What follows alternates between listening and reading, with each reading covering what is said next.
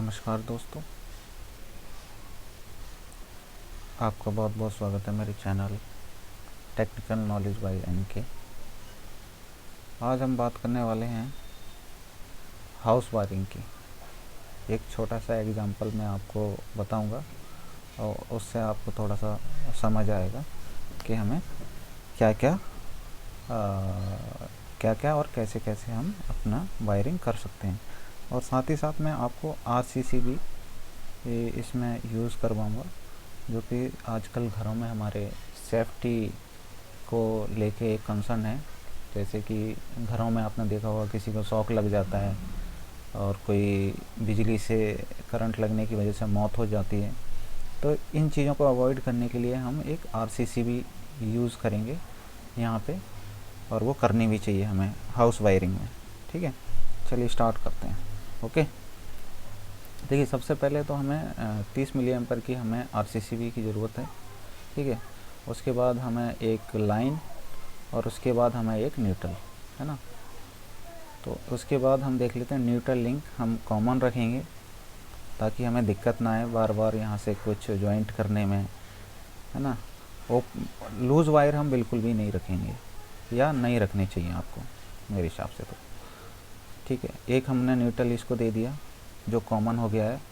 जब भी किसी इक्विपमेंट के लिए आपको न्यूट्रल की ज़रूरत रहेगी तो वो आप यहाँ से ले पाएंगे। ठीक है, नेक्स्ट हम एमसीबी ले लेते हैं। सही है, दूसरी हम एक पावर की एमसीबी, जो पावर बोले तो हम जैसे कोई हमारा बड़ा इक्विपमेंट है उसके लिए हम एक एमसीबी अलग से ले लेते हैं, जैसे एसी हो गया। ठीक है, नेक्स्ट है हमारा स्विच बोर्ड के लिए हमें एमसीबी की ज़रूरत है, तो हमने वो भी ले लिया। ठीक है, और इनको हमने कनेक्ट कर दिया, लूप कर दिया फेस को। ठीक है, इसके बाद हम एक इंडिकेटर ले लेते हैं जो स्विच बोर्ड पे लगेगा।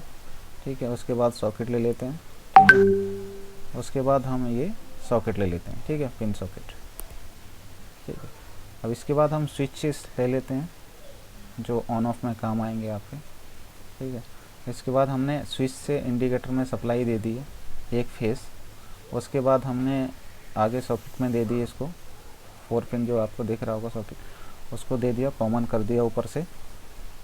इसके बाद हमने जो स्विचेस लगे थे, बटन जिसको बोलते हैं, वो लगे थे, उनको हमने दे दिया है। और न्यूट्रल हमने इसको दे दिया है।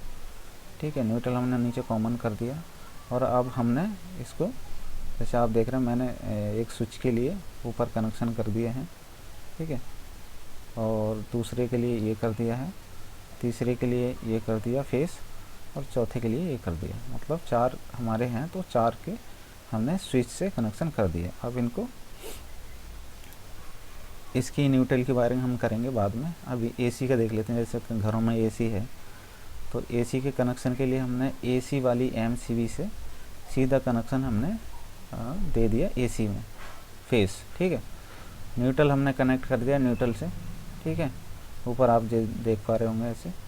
ठीक है, और फ़ैन, जैसे फ़ैन है तो फ़ैन के लिए हमने एक स्विच रखा हुआ है, लास्ट वाला जो आप देख रहे हैं, ये जैसे ये।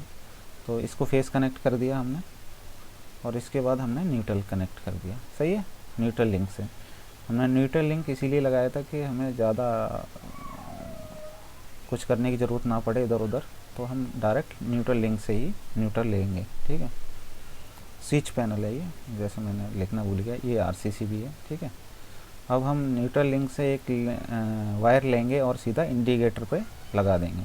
ठीक है, इसके बाद हम जो हमारे नीचे वाले जो सॉकेट थे, पावर सॉकेट, उनको हमने लूप कर दिया एक दूसरे से। सो इसमें जो है न्यूट्रल की सप्लाई भी अवेलेबल हो गई है। ठीक है, तो ये हमारा एक पूरा छोटा सा एक मैंने आपको हाउस वायरिंग के लिए एक एसएलडी टाइप बना के दिखाया है आपको पूरा।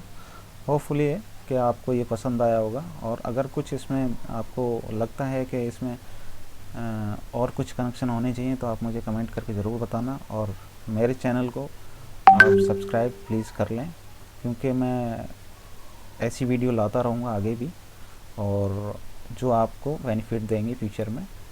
ठीक है जी, थैंक यू।